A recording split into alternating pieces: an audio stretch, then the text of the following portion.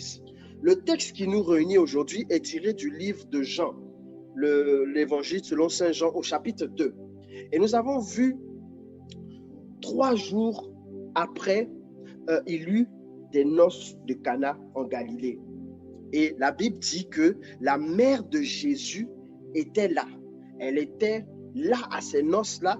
Et Jésus aussi fut invité aux noces avec ses disciples. Je prie que l'esprit prophétique me saisisse maintenant et que je parle comme un prophète et que la chair se taise et que Dieu lui-même vienne nous parler et nous faire du bien au nom de Jésus.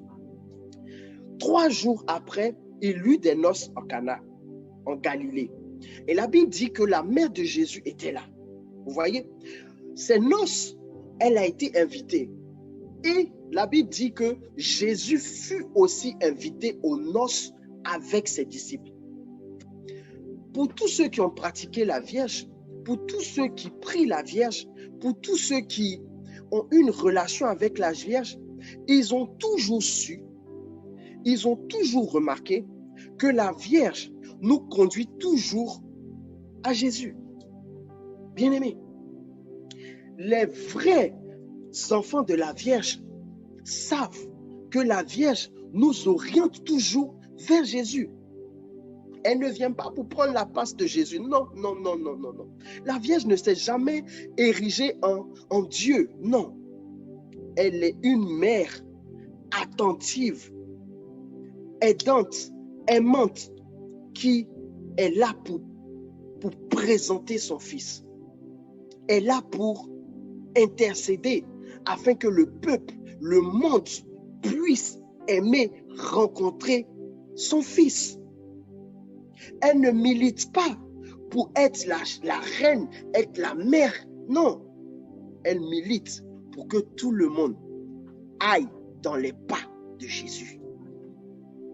Allons à Jésus dans les pas de Marie. La preuve, lorsque Marie a été invitée à ce mariage, elle aurait pu partir seule. La Vierge aurait pu dire, bon, mon fils, reste avec tes disciples, j'ai un mariage et on va se revoir. Non, mais comme cette dame-là est toujours en train de nous orienter vers Jésus, elle ne peut pas partir dans un endroit et avoir une gloire sans que son fils ne soit là. La gloire qu'on va lui donner, elle préfère donner cette gloire-là à son fils. Elle préfère présenter son fils. C'est pourquoi elle est partie avec son fils au mariage. Son rôle, c'est de nous révéler Jésus. En réalité, elle dit, voici une bonne opportunité pour que des personnes rencontrent mon fils qu'on appelle Jésus. Rencontre cet homme qu'on appelle Jésus. Rencontre ce sauveur. Elle va dans cette festivité, mais elle apporte aussi son fils là-bas. Et son fils, il est toujours avec ses apôtres. Il est toujours avec ses disciples. Automatiquement, lorsqu'elle est invitée, elle dit au futur marié, si vous m'invitez, ajoutez à la liste d'invitation Jésus et ses disciples. Parce que où je suis, mon fils est. Où j'arrive, je présente mon fils. C'est la révélation que lorsque nous prenons Marie dans notre vie, nous aurons absolument une relation avec Jésus. Nous aurons une relation absolument avec Jésus. Et Jésus, il ne vient pas seul, il vient avec ses disciples. Pourquoi on parle des disciples? Bien-aimé, tu deviendras familier à Jésus avec Marie. Tu voudras grandir dans la connaissance du Seigneur avec Marie. Tu deviendras familier à la lecture de la parole. Et par ces écrits-là, qui a écrit? La plupart sont les disciples. Du coup, lorsque tu cherches à rencontrer Jésus, tu lis les écrits des disciples. Voici pourquoi les disciples sont là aussi. Parce qu'ils ont joué leur part de dévoilement. De la même manière, Marie veut révéler Jésus. C'est la même chose que les disciples ont fait. Révéler Jésus. Par leurs écrits. Alléluia. Est-ce que quelqu'un me comprend? Est-ce que quelqu'un me comprend? Si quelqu'un me comprend, dis yes, yes, yes, yes. Si tu comprends ce que je viens de dire, dis yes. Marie lorsqu'elle arrive, elle fait venir son fils aussi. Elle révèle son fils. Les disciples, ils viennent, mais eux aussi, ils devaient avoir, ils devaient suivre, parce qu'ils devaient enregistrer, ils devaient comprendre, parce qu'ils allaient relater. Ils allaient relater.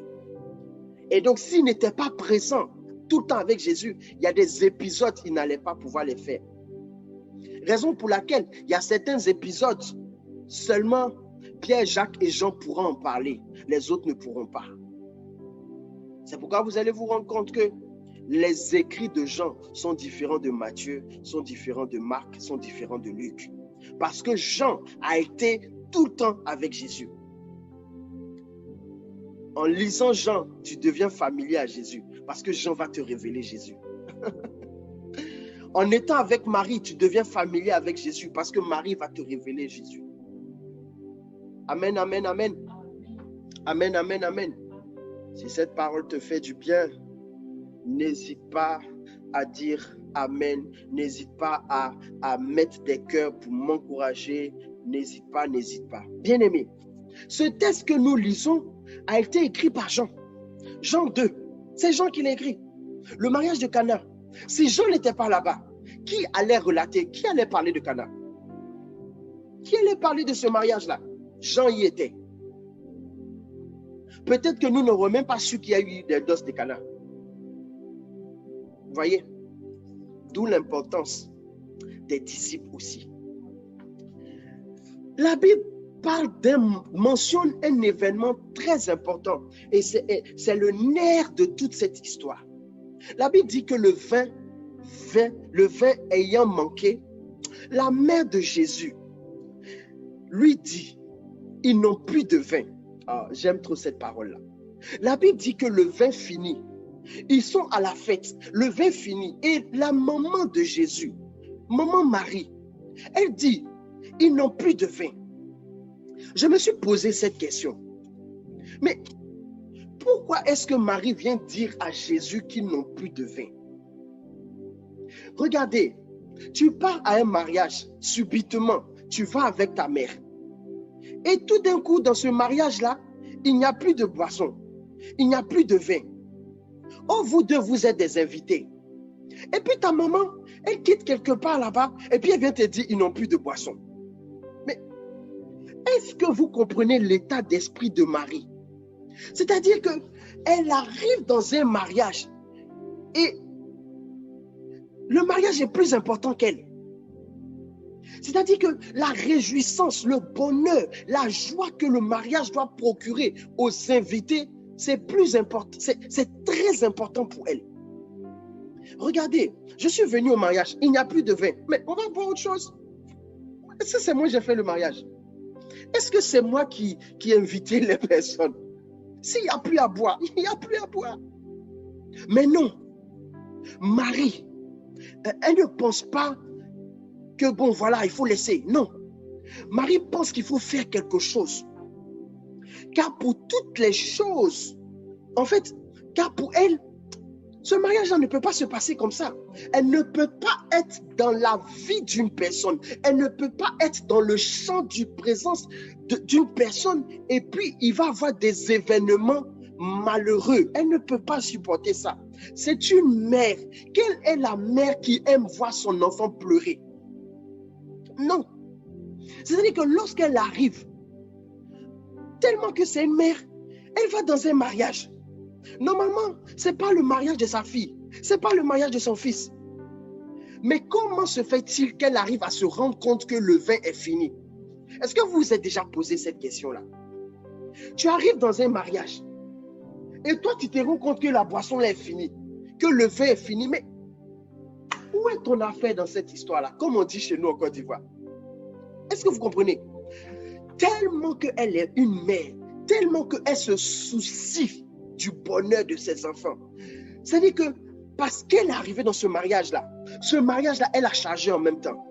Elle a pris en compte en même temps. C'est-à-dire que, vous voyez, il y a certaines personnes, quand ils arrivent quelque part, même si c'est la première fois qu'ils arrivent, ils vont commencer à mettre le maître dans ta cuisine. Ils ne peuvent pas. C'est-à-dire que s'il y a une fête, ils vont commencer à faire en même temps, à préparer. Vous voyez, c'est ce genre de personnes-là. Et dans cette dans cette dynamique, ils se rendent compte que peut-être il n'y a pas du sel. Et s'il n'y a pas du sel, ils vont, au lieu même de dire aux gens qu'il n'y a pas du sel, elle est capable de sortir pour aller acheter. Ou elle est capable d'envoyer son fils, va acheter du sel. C'est-à-dire que le fait d'être dans cette maison, le fait d'être dans ce mariage, pour elle est devenue familière à cette maison. Et elle ne peut pas supporter qu'il y ait un tel événement. C'est-à-dire que vous voyez, il y a certaines personnes, quand il y a des choses qui sont détruites, c'est des personnes qui sont capables de camoufler pour que les choses se passent bien. Genre, vous voyez, une robe de mariée, la mariée, sa robe se déchire, c'est le genre de personnes qui vont courir, qui vont même enlever leur foulard pour cacher la mariée. C'est-à-dire, c'est des personnes qui sont prêtes à cacher la nudité des autres. La Vierge Marie était comme ça. Elle ne pouvait pas accepter la nudité de ce couple-là. Le premier jour de leur mariage, avoir un tel manque, elle ne pouvait pas supporter ça. Elle a tout fait pour cacher cette nudité. Du coup, c'est avec son staff qu'elle gère. C'est avec son staff qu'elle gère. Elle ne parle pas aux gens de la maison, mais elle parle avec ceux avec qui elle est venue. Elle parle à son fils, mais pas n'importe lequel. Elle sait que lui, il a toujours la solution. Elle sait que lui, il est toujours la solution. Elle était donc à la partie technique. J'ai fini par conclure que lorsque nous prenons Marie dans notre vie, lorsque nous décidons de l'inviter véritablement dans notre vie, cette dame vient comme une mère. Maman Marie vient comme une mère. Si Maman Marie vient comme une mère, mets des cœurs, mets des cœurs, mets des cœurs pour que le direct sur Facebook soit sécurisé. Parce que quand il n'y a pas de mouvement, on peut couper la bonne passante. Vous voyez, Maman Marie, quand tu la prends dans ta vie, elle vient comme une mère. C'est pourquoi je dis Maman Marie. Et quand cette mère va venir, vous voyez, quand une mère rentre dans la maison de son fils ou de sa fille, elle regarde les imperfections de la maison et elle n'attend pas. Elle essaie de résoudre. C'est-à-dire que si elle voit qu'il y a la vaisselle, elle va faire la vaisselle. C'est comme ça. C'est ce type de mère-là. Donc, Maman Marie, quand tu la prends dans ta vie, elle va regarder tous les départements de ta vie. Elle va passer au peigne fin tous les départements. Ta relation amoureuse, ta relation dans le travail, tes finances, ta santé, elle va tout passer au peigne fin. Et si elle constate qu'il y a un manque, elle va tout faire pour régler, pour combler ce défaut-là. Sachant que Maman Marie arrive à localiser le manque. Et en définitive, elle sait chercher la solution. Elle ne fait pas simplement que localiser le manque, mais elle sait orienter cela vers son fils pour qu'il puisse en apporter la résolution. Vous savez, c'est une dame qui est remplie de l'esprit. Elle a la capacité de résoudre les solutions, mais elle s'oriente automatiquement vers son fils. Sinon, elle peut gérer.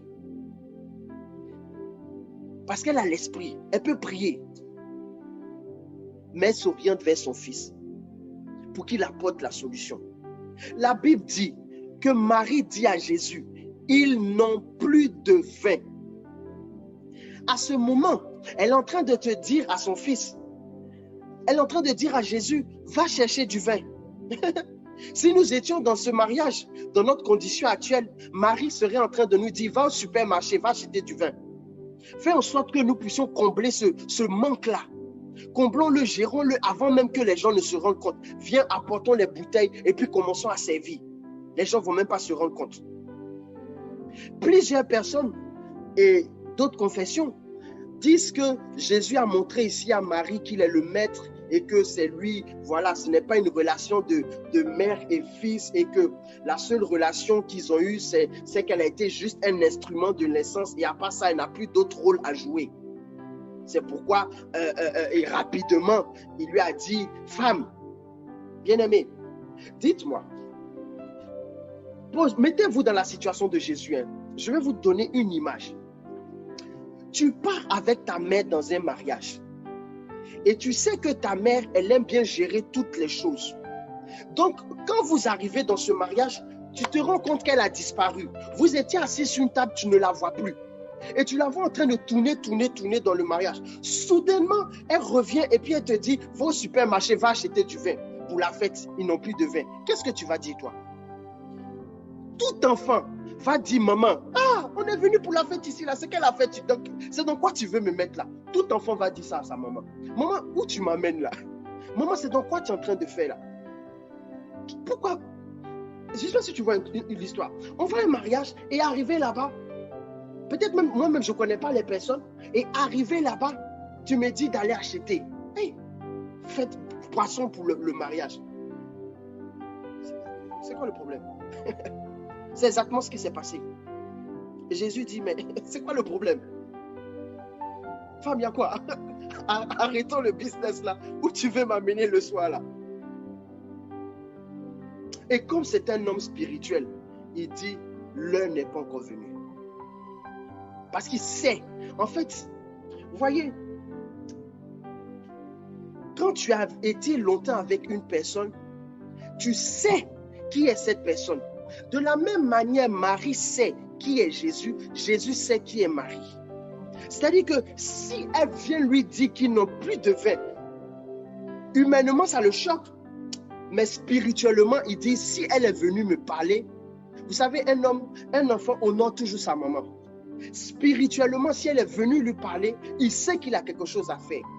Il dit, maman, mon heure n'est pas encore venue, mais il est en train de lui dire, au moment opportun, je vais réagir. Amen, amen, amen. C'est pourquoi, bien-aimé, regardez, elle sait qu'en parlant à son fils, il va accepter. Parce qu'une mère, quand elle parle à son fils, même s'il est recalcitrant au début, même s'il n'accepte pas, il finit par accepter. Il finit par changer d'avis. C'est pourquoi la première parole nous semble peut-être difficile, mais ensuite, il se retracte et il dit, mon heure n'est pas encore venue. Pour dire, quand mon heure viendra, je le ferai. Mais comment elle sait que lui, il peut faire quelque chose? De la même manière, il connaît sa mère et il sait que si sa mère vient lui demander quelque chose, c'est que c'est important. C'est de la même manière, la mère sait que si elle va demander au fils, il peut le faire. Peut-être même que le fils a déjà changé du vin à la maison, de l'eau en du vin à la maison. Yes.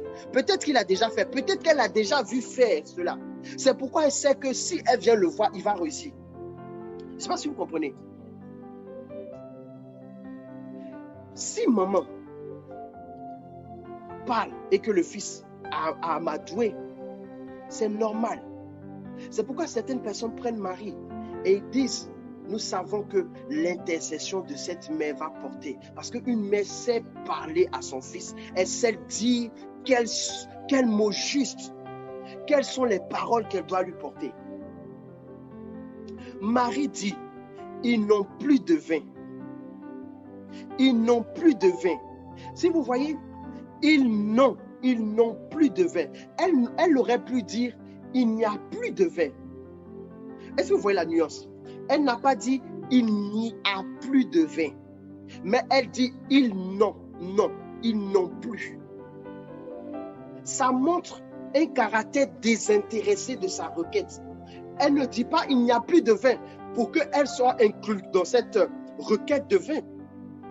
Mais elle dit, les gens d'ici n'ont plus de vin. C'est-à-dire que quand elle va apporter le vin, elle ne se met pas dans ce lot de personnes qui va consommer le vin. Ils n'ont plus. Il n'y a plus. C'est deux choses différentes. S'il n'y a plus, c'est que je suis à l'intérieur. Mais quand ils n'ont plus, je ne suis plus là. Je ne suis pas avec eux. Montrant le caractère désintéressé, mais montrant aussi que cette dame, malgré le fait qu'elle n'est pas dans ce système-là, elle veut changer ce système-là et en le rendant positif. Ils n'ont plus de vin. Faisons quelque chose pour qu'ils aient du vin. Est-ce que nous, on profite de ce vin-là? Non.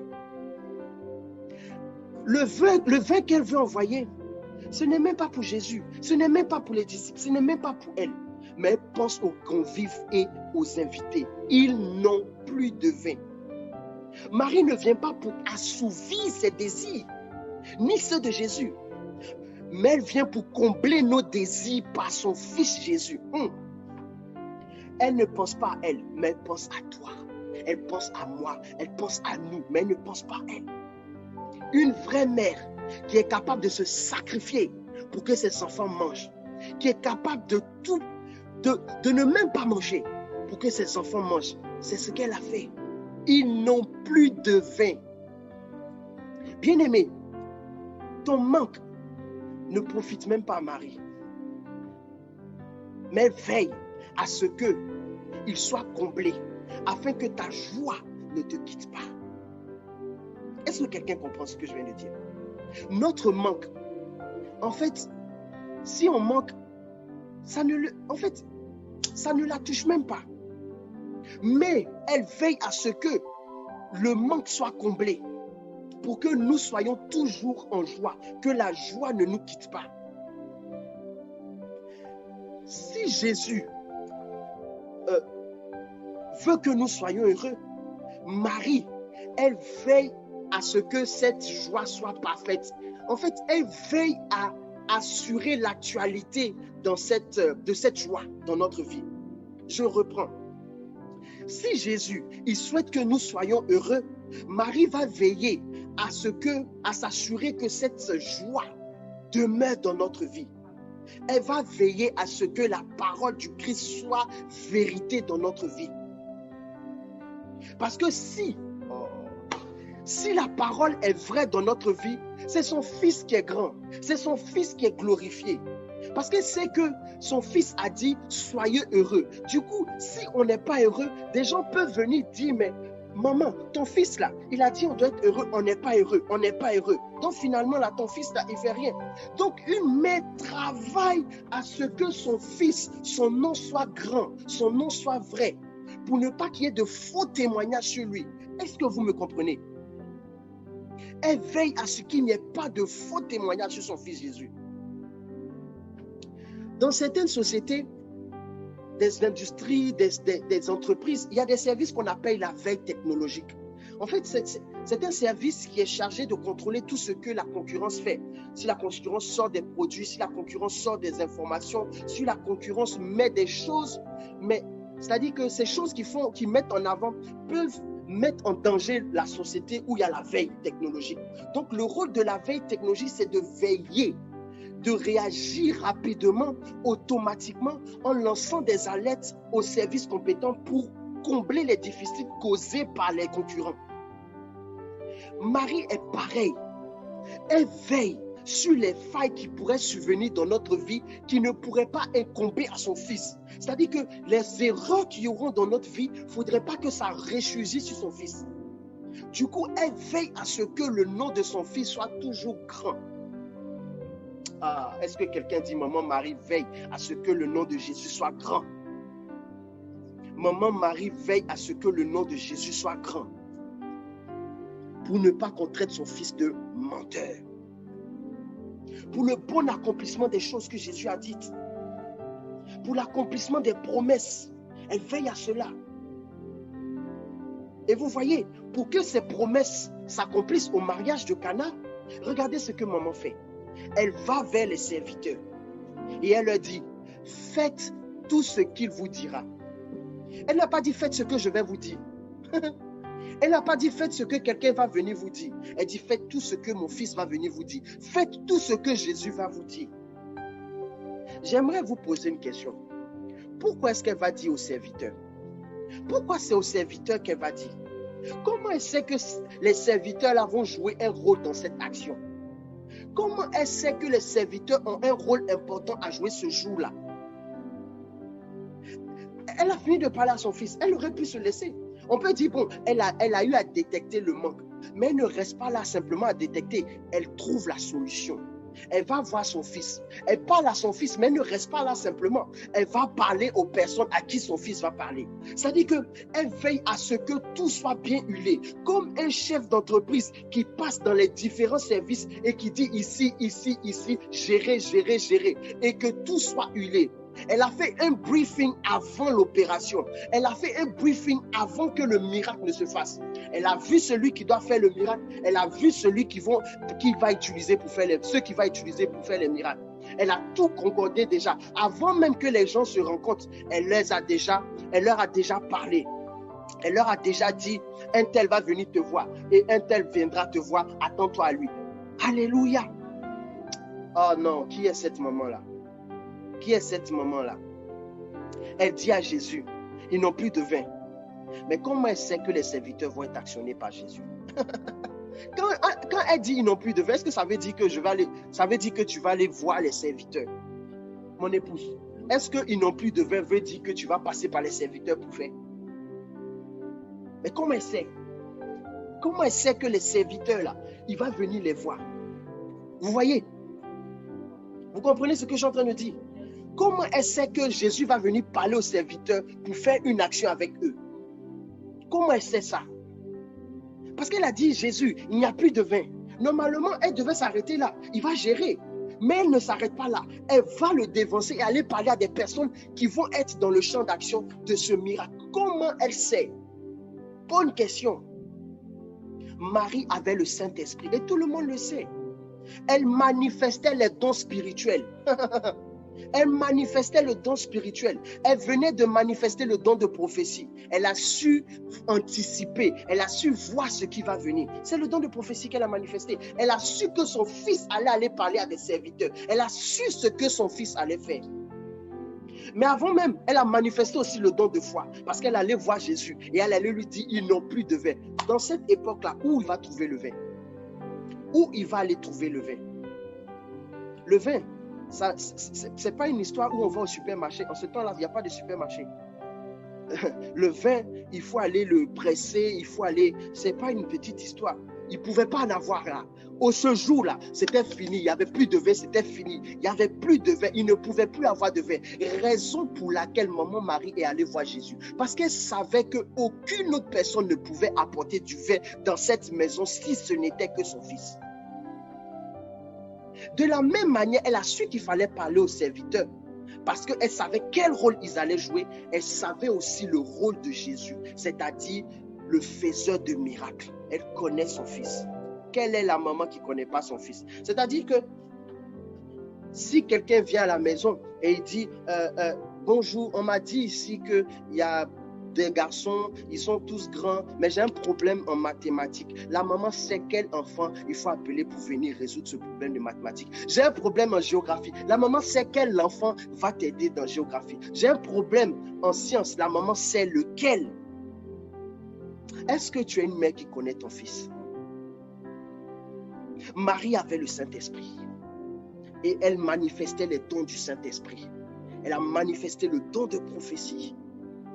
Elle a prophétisé en disant les serviteurs, faites tout ce qu'il vous dira. C'est une prophétie. Parce que quand elle a dit ça, nous ne savions pas que Jésus allait venir parler. C'est quand nous avons lu après que nous avons vu que, donc la femme a su. Waouh! Maman Marie sait ce qui va nous arriver. Elle anticipe. C'est pourquoi elle sait intercéder pour que des choses ne nous arrivent pas en mal et des choses bonnes nous arrivent. Vous savez, Marie, ce n'est pas une personne simple. Dites-moi dans la Bible, combien de personnes ont parlé face à face avec des anges? Combien de personnes ont parlé face à face avec des anges? Ils ne sont pas beaucoup. Et, ok, je laisse l'histoire de la Bible. Parmi nous ici, combien de personnes ont parlé avec des anges?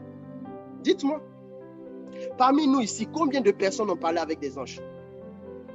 Et vous savez, dans la classification angélique, dans la classification angélique, est-ce que vous savez, dans l'angéologie, est-ce que vous savez qui est Gabriel? Gabriel, c'est un archange. Les archanges, ils sont dans la haute classe des anges. C'est un ange de très haut degré, un archange. Si nous étions dans un gouvernement humain, un archange, c'est un ministre. Ce sont les ministres de Dieu. Et celui-là, Gabriel, c'est le ministre de la communication et de l'information. C'est le ministre de la communication et de l'information. Archange Gabriel. Dites-moi, qui est Marie pour qu'un archange vienne vers elle? Ce n'est même pas un petit ange qui vient, mais un archange. Ce n'est pas un ange de petit degré, où on ne connaît pas son nom, on ne connaît pas son titre. Non, non, non. C'est un ange qui est connu dans la Bible. Il s'appelle Gabriel. Et quand il y a les grandes communications de Dieu, Dieu amène cet ange-là. Il n'amène pas les autres personnes. Qui est Marie pour qu'on lui amène un archange? Qui est Marie pour qu'on lui amène un archange? Est-ce que tu peux poser la question, qui est Marie pour qu'on lui amène un archange? Je veux que quelqu'un puisse comprendre la dimension spirituelle de cette femme-là. Ce n'est pas n'importe qui vient. Vous savez, L'ange vient lui parler. La réunion du Saint-Esprit et elle ont fait Jésus. Ah! La réunion du Saint-Esprit et elle, Dieu et elle ont donné Jésus. Man. Donc elle est l'épouse du Saint-Esprit. Selon les humains, vous voyez la relation qu'il y a entre un homme et son épouse? Est-ce que l'époux refuse quelque chose à une femme? Est-ce que l'époux refuse une chose que son épouse lui demande? L'épouse ne refuse pas. Comprenez l'intercession de Maman Marie. Comprenez son intercession. Comprenez son intercession. Elle n'a pas simplement eu la visite de Gabriel. En plus de ça, dans l'Apocalypse, elle a été aussi en contact avec Michael, qui est l'archange. Michael, qui est le ministre de la Défense. Le ministre de la Défense dans le gouvernement de Dieu. Le chef de tous les militaires de Dieu. La milice céleste. Le chef de cette milice-là. C'est lui on a envoyé pour aller la sauver dans l'Apocalypse. Pour aller la protéger. Pour aller l'éviter, lui faire éviter les mauvais plans de l'ennemi, du malin, du serpent antique. Est-ce que vous voyez un peu qui est cette dame? Pour que des hauts anges, des archanges viennent vers elle. Vous voyez, humainement, en fonction de ton titre, on t'amène des visiteurs. C'est-à-dire que si un président veut parler à une personne, en fonction de ton titre, on va t'envoyer des émissaires. On va t'envoyer des porte-paroles, des personnes qui vont te communiquer l'information du président. Plus tu seras élevé, plus on va t'amener une personne élevée. On ne peut pas aller parler à un président et puis lui amener un chef de cabinet. Ça ne passe pas. Non. C'est le ministre qui va partir. Oui, c'est le ministre. Et le ministre va partir seul même. Il va être accompagné d'ambassadeurs pour vous parler de la diplomatie. Et c'est la même chose. Elle est très importante pour Dieu. Elle est très importante. Et vous voyez, dans son importance, quand elle parle, sa parole a de l'autorité. Elle dit au serviteur, faites tout ce qu'il vous dira. C'est un ordre. Elle n'est pas venue, s'il vous plaît, vous savez, il y a quelqu'un qui va venir. Non. Elle libère une parole. Elle dit, faites tout ce qu'il vous dira. Ou ils la connaissent. Mais quand elle a parlé, ils savent que cette femme qui vient de parler, elle n'est pas dans l'amusement. Elle est très importante, bien-aimée. Et vous voyez, Jésus va voir ses serviteurs-là, comme par hasard. Et il arrive devant ses serviteurs, il leur dit, remplissez d'eau les vases. Il dit, remplissez d'eau et remplissez-les jusqu'au bord. C'est terrible ça. Je veux dire à quelqu'un, cette eau qui est en train d'être remplie, nous avons vu par la suite que cette eau est devenue du vin. Mais ce qui est intéressant, c'est ce que Jésus a dit. Il dit, remplissez ces vases d'eau. Remplissez d'eau ces vases. Mais regardez, il ajoute, remplissez-les jusqu'au bord. Aïe. Je vais te donner une information ce soir. Quand Jésus va faire le miracle dans ta vie, ce ne sera pas à peu près. Ce sera le débordement de la grâce. Il dit, remplissez jusqu'au bord. Vous voyez, il y a une femme qui était mariée pendant 20 ans. Elle n'avait pas d'enfant. Elle criait. Quand le Seigneur a répondu à sa prière, 20 années plus tard, elle a eu 5 enfants en même temps, des quintuplés. Bim! Je vais dire à quelqu'un, quand le Seigneur va te donner pour toi, quand il va libérer son mot d'ordre dans ta vie, Magadada, j'ai dit, il va remplir jusqu'au bord ton manque. Il va combler jusqu'à ce que ça déborde. Et je sens l'onction pour quelqu'un, celui qui dit 3 fois Amen. Je dis, tu reçois cela 3 fois. La multiplication, il l'a multiplié pour leur donner. Et Jésus finit de dire, de remplir.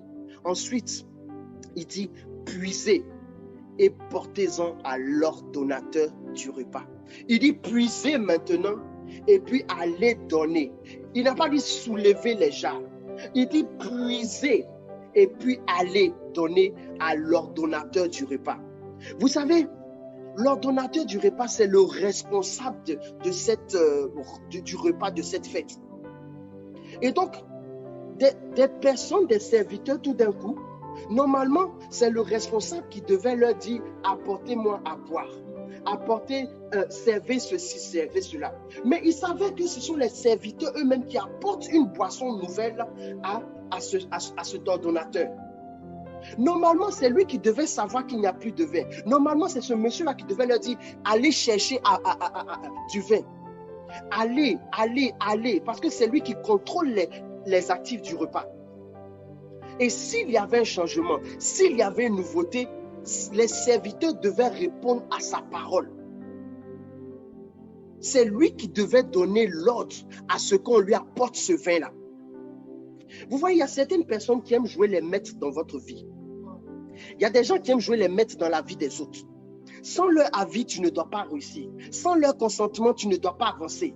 Ces personnes croient être les maîtres des vies des autres, de nos vies. Souvent, nous appelons ces personnes les hommes forts, qui contrôlent la destinée et qui ordonnent le mal. Et quand elles ne sont pas contentes des attitudes des personnes, elles disent, tu ne vas pas réussir. Ces genre de personnes-là, elles croient tout contrôler, les ordonnateurs de ta vie. Marie a déjoué tous ces plans-là. Jésus a déjoué tous ces plans-là. J'ai dit, ils ont déjoué les plans de l'ordonnateur. C'est l'ordonnateur qui devait dire, il n'y a plus de vin. Mais non, maman Marie a eu vent de cela avant lui. Il n'a même pas su que cet endroit-là manquait du vin. Tout d'un coup, les serviteurs viennent lui apporter du vin. Et il ne sait même pas ce qui se passe. Je veux te dire, sans même pouvoir comprendre ce qui se passera dans votre vie, sans même que les contrôleurs de ta vie ne puissent remarquer, Dieu aura agi déjà. Dieu aura agi et il aura comblé le déficit. Ils ne vont même pas se rendre compte. Ça sera une histoire tellement flash et précise qu'ils ne comprendront rien de ce qui se passe. Tout d'un coup, ils se rendent compte qu'il y a une nouvelle boisson. Ils disent, hey, mais qu'est-ce qui se passe? J'ai dit, Dieu va tellement surprendre tes soi-disant contrôleurs qu'ils ne sauront même pas d'où vient ta bénédiction. Ils ne pourront même pas la cacher. J'ai dit, on parle du manteau virginal. J'ai dit, maman Marie sait cacher tes problèmes. Une maman sait couvrir son fils pour ne pas que les autres puissent voir. J'ai dit, quand elle a mis sa main dans la main des trucs, si c'était d'autres personnes, ils allaient crier, il n'y a plus de vin dans cette fête-là. Ah, mais dans cette fête-là, il n'y a plus de vin. Mais comment on fait? Non, elle a caché cela. Elle a géré ça. À tel enseigne que les gens ne savent même pas que c'est dans les vases d'ablution, les vases qui sont réservés à laver les mains. C'est dans ces endroits rejetés. C'est dans ces vases cachés-là, ces vases souillés-là, que sont sortis l'eau nouvelle, qu'est sorti le vin nouveau, le vin qui a apporté la réjouissance. À tel enseigne que l'ordonnateur dit, pourquoi ce vin est si bon? Je dis, j'annonce à quelqu'un ce soir, ça sera la surprise totale. J'annonce à quelqu'un ce soir que Dieu est sur le point de te surprendre avec une bénédiction au nom de Jésus, mais une bénédiction qui va surprendre ton entourage, une bénédiction qui va faire crier. La Bible dit, en Jean 2, le verset 9, quand l'ordonnateur du repas eut goûté l'eau changée en vin, ne sachant d'où venait ce vin, on dit qu'il appela l'époux. Vous voyez, celui qui est censé contrôler le repas se rend compte que ce vin n'est pas sur la liste. Il regarde la carte, il voit que ce vin-là n'est pas là. Quand il regarde cette cruche-là, il dit, mais cette cruche-là, normalement, elle n'est pas sur la liste. Il ne doit pas avoir de vin dans cette cruche-là. Je ne connais pas ce vin. Quand je goûte, je ne connais pas ce vin. Bien-aimé, mets des cœurs si tu aimes ce que tu entends. Mets des cœurs, mets des cœurs. Il dit, je ne connais pas ce vin. Il est face à un goût nouveau. Il est face à une nouvelle chose. Jusqu'à tellement ça le choque. Il dit, c'est mieux que je vais aller voir l'époux. Mais pourquoi est-ce qu'il va vers l'époux? Pourquoi c'est vers l'époux il va? Vous voyez la qualité du vin qu'il vient de goûter. La qualité du vin est tellement supérieure que de tout ce qu'il a goûté, que ce mariage-là, si une personne veut que tout soit parfait, si une personne veut que les choses soient excellentes, ce n'est que les mariés. Parce que c'est eux qui ont organisé le mariage. Du coup, après l'ordonnateur, c'est juste le responsable. Ils lui ont confié simplement le repas. Mais s'il y a des choses, la nourriture, ce sont les mariés qui ont dit on veut telle chose, telle chose, telle chose. C'est eux qui ont fait leur liste. Donc, s'il y a du vin, il y a du vin nouveau. S'il y a un vin qui est tellement bon, il dit c'est forcément l'époux qui l'a fait sortir. Donc, il dit, si quelqu'un a pu dire au serviteur, c'est que c'est l'époux qui a parlé. Donc, je vais aller voir l'époux pour lui dire, mais pourquoi c'est maintenant que tu apportes ce vin-là? Pourquoi c'est maintenant que tu apportes ce vin-là? Je veux dire à quelqu'un, oh my God, il n'est jamais trop tard en Dieu. Jamais il sera tard pour Jésus. Jésus est toujours à l'heure. Et dans son heure, il apporte la meilleure qualité. La Bible dit, si quelqu'un est en Christ, il est une nouvelle créature. Les choses anciennes sont passées et voici toutes choses sont devenues nouvelles. Je dis, les anciennes choses du mariage, c'est-à-dire une heure avant que Jésus ne vienne, le mariage était ancien. Mais quand Jésus est venu, le mariage est devenu nouveau. Parce que tu acceptes Jésus-Christ dans ta vie, les choses deviennent nouvelles. Je veux dire à quelqu'un ce soir, si tu doutais sur le fait d'accepter Jésus comme Seigneur et Sauveur, si on t'avait dit que tu allais devenir pauvre en devenant chrétien, si on t'avait dit que tu allais commencer à t'habiller bizarrement, tu allais devenir ringard, ta vie va être morose, je vais te donner l'information. Quand Christ a mis ses pieds dans ce mariage, le vin qui était fini, le vin qui manquait dans cette fête a été renouvelé. Pas simplement renouvelé, mais avec une qualité supérieure à celle qui était déjà. C'est-à-dire que peut-être que tu as connu des choses, tu as vécu des choses, mais je veux te dire, la gloire de l'ancienne maison de la nouvelle maison sera plus grande que la maison passée. Je veux dire à quelqu'un, parce que tu as rencontré Jésus, ce que tu as eu à vivre, tu auras le double. Oui, tu auras le double.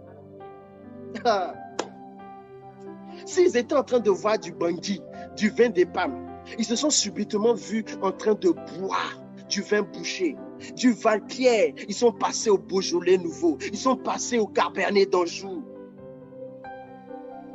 Alléluia. Tout ce qui a été fait à Cana, ça a été fait pour manifester la gloire de Dieu. Et si vous notez bien, la Bible dit afin que les disciples crurent en Jésus. Dieu veut faire un miracle dans ta vie ce soir pour que ton entourage croie en toi, mais surtout en ton Dieu. Dieu veut faire un miracle dans ta vie pour que ton entourage glorifie le Dieu que tu sais, glorifie le Dieu que tu recherches. Dieu veut que tu sois la courroie de distribution de sa gloire. Il veut que tu sois le porte-flambeau de sa puissance. Il veut que tu sois le drapeau de sa grâce. Et que tout le monde dise, hey, Dieu est vivant. À cause de toi, des gens vont se convertir. Tes voisins, ta famille, tes collègues vont reconnaître qu'il y a un Dieu qui est puissant. Bien-aimé, je dis en Dieu, nous irons de gloire en gloire. Ça veut dire que si tu avais une gloire dans le monde, en Jésus, tu iras doublement en gloire. Oui, et les choses vont se faire facilement parce que c'est un Dieu vrai et fidèle. Mais simplement, invite-le. Invite-le. Ils l'ont invité et leur vie a changé. S'il n'était pas là, il y aurait manqué du vin. Et ce jour-là, ça aurait été une honte. Ça aurait été une honte. Alléluia. Amen. Quand ils vont voir ce qui s'est passé dans ta vie, ils vont dire, c'est Dieu qui a fait cela. Vous savez, un jour, j'étais à la montagne de Sion et j'ai un ami qui a invité un autre ami d'enfance. En fait, j'avais deux amis d'enfance, mais il y avait un qui venait communément à la montagne de Sion avec nous tous les dimanches. Et un dimanche, il invite un autre ami d'enfance à la prière. Et quand le deuxième arrive, il me voit à la prière et il lui demande, c'est Stéphane. C'est Stéphane qui est là. Et le gars dit, oui, c'est lui. Il dit, non, c'est pas lui. Il dit, non, non, non, c'est pas lui, c'est pas lui, c'est pas lui, c'est pas possible. Il dit, si, c'est lui. Il dit, non, je ne crois pas, c'est pas possible. Si lui, là, il est ici, c'est que Dieu est vrai. Il dit, si lui, là, il est là, c'est que Dieu est vrai. Et en ce temps-là, j'étais au service d'ordre, j'étais en train de garer les voitures. J'étais en train de parquer les voitures. Il dit, non, si lui, là, il est en train de parquer, non. Bluffeur, là, non, il ne peut pas, c'est pas possible. Ça a été une conversion pour lui. Ça a été une conversion pour lui. Oui, c'était une conversion directe parce que quand il m'a vu, il dit non, je ne peux pas faire ça. Ce n'est pas possible. Moi qui me connais là, je ne peux pas faire ça.